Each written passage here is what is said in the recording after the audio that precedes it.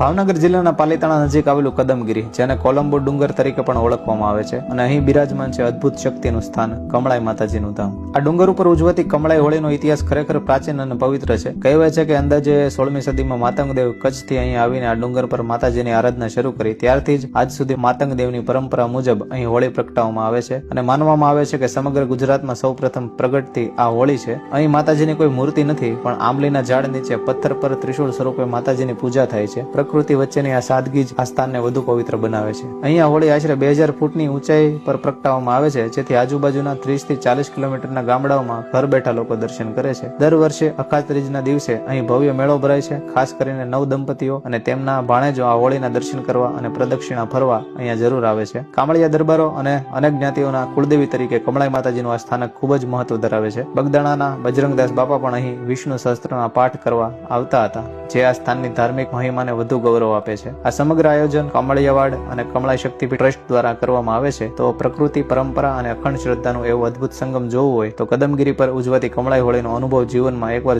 ભાવનગર જિલ્લાના પાલીતાણા નજીક આવેલું કદમગીરી, જેને કોલંબો ડુંગર તરીકે પણ ઓળખવામાં આવે છે, અને અહીં બિરાજમાન છે અદ્ભુત શક્તિનું સ્થાન કમળાઈ માતાજીનું ધામ. આ ડુંગર ઉપર ઉજવાતી કમળાઈ હોળીનો ઇતિહાસ ખરેખર પ્રાચીન અને પવિત્ર છે. કહેવાય છે કે અંદાજે 16મી સદીમાં માતંગદેવ કચ્છથી અહીં આવીને આ ડુંગર પર માતાજીની આરાધના શરૂ કરી. ત્યારથી જ આજ સુધી માતંગદેવની પરંપરા મુજબ અહીં હોળી પ્રગટાવવામાં આવે છે, અને માનવામાં આવે છે કે સમગ્ર ગુજરાતમાં સૌપ્રથમ પ્રગટતી આ હોળી છે. અહીં માતાજીની કોઈ મૂર્તિ નથી, પણ આંબલીના ઝાડ નીચે પથ્થર પર ત્રિશૂળ સ્વરૂપે માતાજીની પૂજા થાય છે. પ્રકૃતિ વચ્ચેની આ સાદગી જ આ સ્થાનને વધુ પવિત્ર બનાવે છે. અહીંયા હોળી આશરે 2000 ફૂટની ઊંચાઈ પર પ્રગટાવવામાં આવે છે, જેથી આજુબાજુના 30 થી 40 કિલોમીટરના ગામડાઓમાં ઘર બેઠા લોકો દર્શન કરે છે. દર વર્ષે અખાત ત્રીજના દિવસે અહીં ભવ્ય મેળો ભરાય છે. ખાસ કરીને નવ દંપતીઓ અને તેમના ભાણેજો આ હોળીના દર્શન કરવા અને પ્રદક્ષિણા ફરવા અહીંયા જરૂર આવે છે. કામળિયા દરબારો અને અનેક જ્ઞાતિઓના કુળદેવી તરીકે કમળાઈ માતાજીનું આ સ્થાનક ખૂબ જ મહત્વ ધરાવે છે. બગદાણાના બજરંગદાસ બાપા પણ અહીં વિષ્ણુ સહસ્ત્રના પાઠ કરવા આવતા હતા, જે આ સ્થાનની ધાર્મિક મહિમાને વધુ ગૌરવ આપે છે. આ સમગ્ર આયોજન કમળિયાવાડ અને કમળાઈ શક્તિપીઠ ટ્રસ્ટ દ્વારા કરવામાં આવે છે. તો પ્રકૃતિ, પરંપરા અને અખંડ શ્રદ્ધાનું એવું અદ્ભુત સંગમ જોવું હોય તો કદમગીરી પર ઉજવાતી કમળાઈ હોળીનો અનુભવ જીવનમાં એકવાર